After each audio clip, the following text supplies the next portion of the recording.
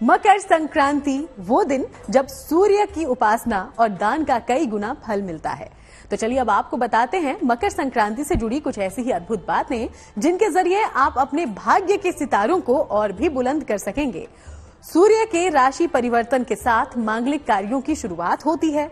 स्नान और दान के पावन पर्व मकर संक्रांति की क्या है महिमा, आप भी जानिए। संक्रांति हमारे पौष मास के चतुर्थी तिथि को दिन सोमवार दिन में 9:15 पे सूर्य अपने मकर राशि में प्रवेश कर रही है।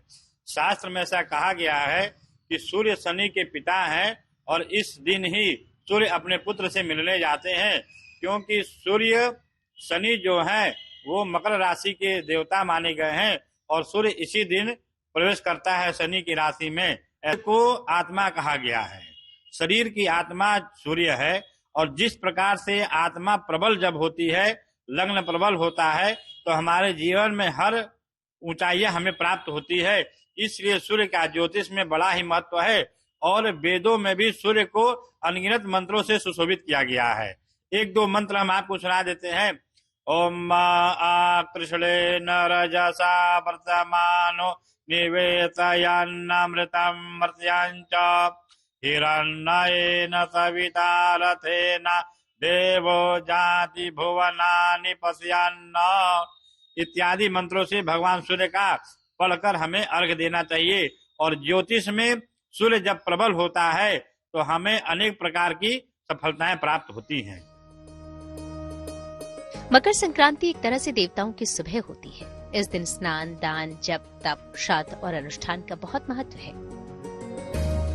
तो आइए सबसे पहले आपको बताते हैं कि मकर संक्रांति होती क्या है। सूर्य का किसी राशि विशेष पर भ्रमण करना संक्रांति कहलाता है। सूर्य हर माह में राशि परिवर्तन करता है, इसलिए कुल मिलाकर वर्ष में 12 संक्रांति होती हैं। इनमें 2 संक्रांति सर्वाधिक महत्वपूर्ण होती हैं, एक मकर संक्रांति और दूसरी कर्क संक्रांति। सूर्य जब मकर राशि में जाता है तब मकर संक्रांति होती है और मकर संक्रांति से अग्नि तत्व की शुरुआत होती है। कर्क संक्रांति से जल तत्व की शुरुआत होती है। इस समय सूर्य उत्तरायण होता है। इस समय किए गए जप और दान का फल कई गुना होता है।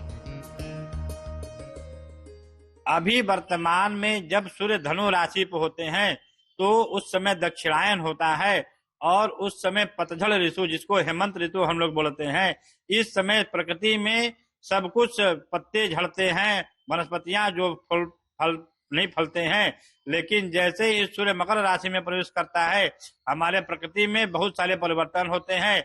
नए नए पुष्प, पत्ते निकलते हैं और नए ऋतु की प्रारंभ होती है और शिशिर ऋतु की गणना होती है और इसी समय से मांगलिक कार्य प्रारंभ हो जाते हैं।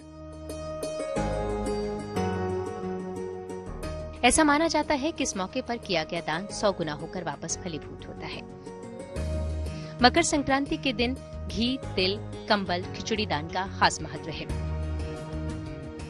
ज्योतिष के जानकारों का ये मानना है कि मकर संक्रांति के दिन तिल, गुड़ और खिचड़ी के दान से किस्मत बदलेगी।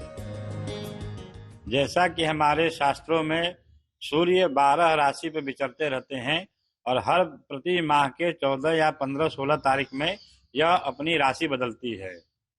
धनु राशि में जब सूर्य आते हैं तो उस समय सभी मांगलिक कार्य रुक जाते हैं और जब सूर्य मकर राशि में प्रवेश करता है तभी से मांगलिक कार्य प्रारंभ हो जाते हैं।